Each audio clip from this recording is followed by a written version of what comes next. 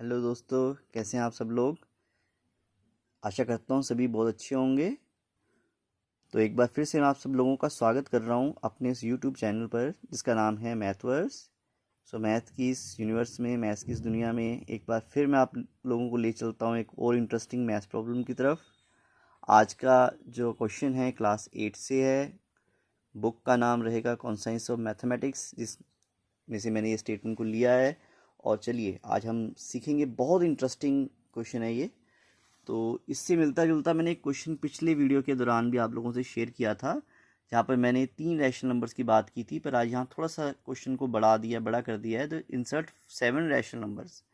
और एक बार फिर से मेरे पास दो नंबर्स हैं, क्या हैं, 5/6 और 7/9। तो मेरा क्वेश्चन है कि मुझे 7 रैशनल नंबर्स इंसर्ट का मतलब वही बीच में ढूंढने हैं, मेरे को इन बिटवीन देखने हैं।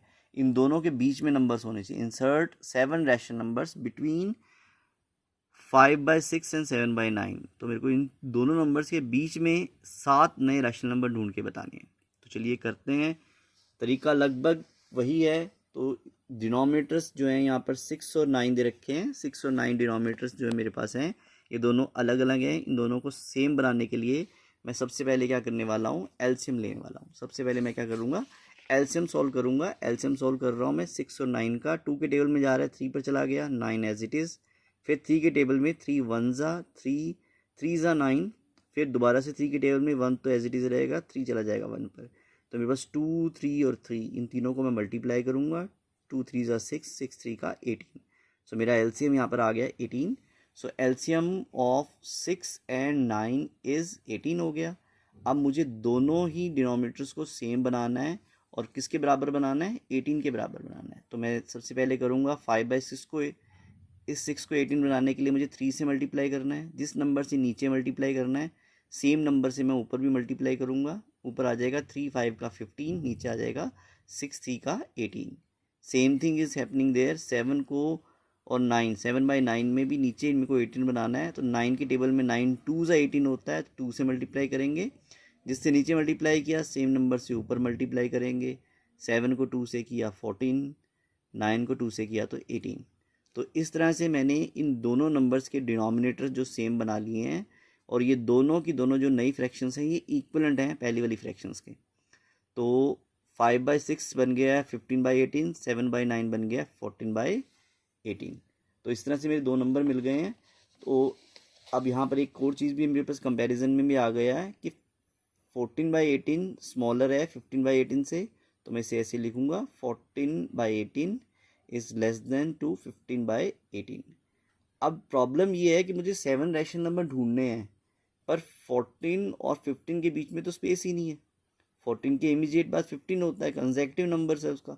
तो अब इस केस में जहाँ मेरे पास और नंबर्स के बीच में स्पेस नहीं है, पर मुझे 7 नंबर्स इंसर्ट करने हैं, तो I am using a very very interesting trick. That is कि मैं ऊपर नीचे 10 से मल्टीप्लाई कर लूँगा। I will multiply numerator and denominator by 10। ये NUM डॉट DON डॉट में लिखा है, शॉर्ट फॉर्म है न्यूमिनेटर और डिनोमिनेटर के लिए। मैथ्स में हम ऐसा कर सकते हैं, बाकी सब्जेक्ट्स में मत कीजिएगा, वहाँ आपको नंबर आपके कट जाएंगे। मैथ्स में ये एक्सेप्टेबल है कि हम थोड़ा शॉर्ट फॉर्म में लिख सकते हैं।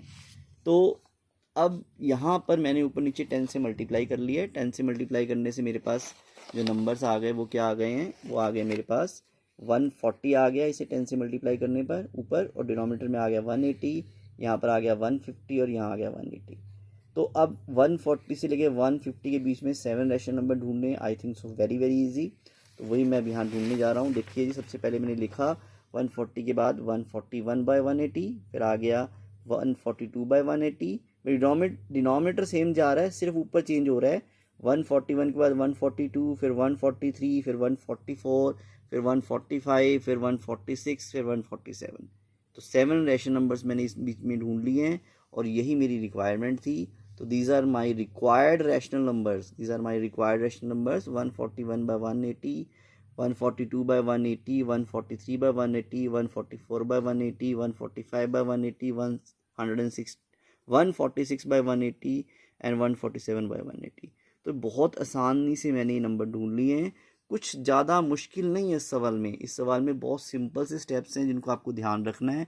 पहला काम जो नंबर्स दिए गए हैं कि उनकी डिनोमिनेटर सेम नहीं है तो एलसीएम लो और एलसीएम के बराबर उनके डिनोमिनेटर्स कर दो, फिर कंपैरिजन कर लो कौन बड़ा कौन छोटा, उसे रीअरेंज कर लो। उसके बाद अगर स्पेस नहीं है बीच में तो 10 वाला ट्रिक अपना सकते हैं। अगर नंबर 7 की बजाय 10, 11, 20, 30 नंबर दे रखे हैं तो आप 100 से भी ऊपर नीचे डिवाइड मल्टीप्लाई कर सकते हो, जिससे भी आसानी से सम सोल्व हो जाएगा।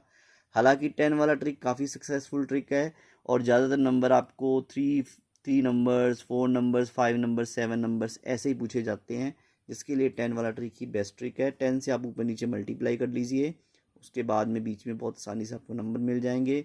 डिनोमिनेटर को सेम रहने दीजिए और ये आपके नंबर आ गए। हाँ, कई बार क्या होता है कि कई टीचर्स हो सकता है ऐसे भी सिखाएं कि ये इसे अब कटिंग कर दो जी, इसको रिड्यूस करके नया आंसर निकाल लो, इसे भी रिड्यूस कर दो। वो कर सकते हैं, वो गलत नहीं है, वो स्टेप एब्सोल्युटली करेक्ट है। बट अगर आपको कन्फ्यूज़न लग रही है, आपको नहीं समझ आ पा रहा इसके बाद इसे आगे सिंप्लीफाई कैसे करना है, तो आप इसे यहीं पर छोड़ सकते हो, यही आपका जवाब है।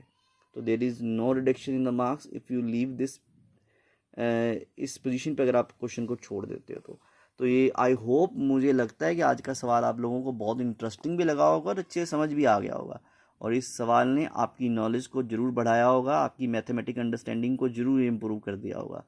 तो यही मेरा टारगेट है, मैं हमेशा ऐसी वीडियोस बनाने की कोशिश में रहता हूँ जिससे आपको कॉन्सेप्ट क्लैरिटी जो आ जाए अच्छे से और मैथ्स से काफ़ी लगाव हो जाए, मैथ्स अच्छा से समझ आना शुरू हो जाए और आप अच्छा स्कोर कर पाओ मैथ्स में। तो इसी कोशिश के साथ मैं फिर से आप लोगों से जुड़ूंगा फिर एक इंटरेस्टिंग सम के साथ। तब तक के लिए मैं विदा चाहूँगा। Thank you, bye bye.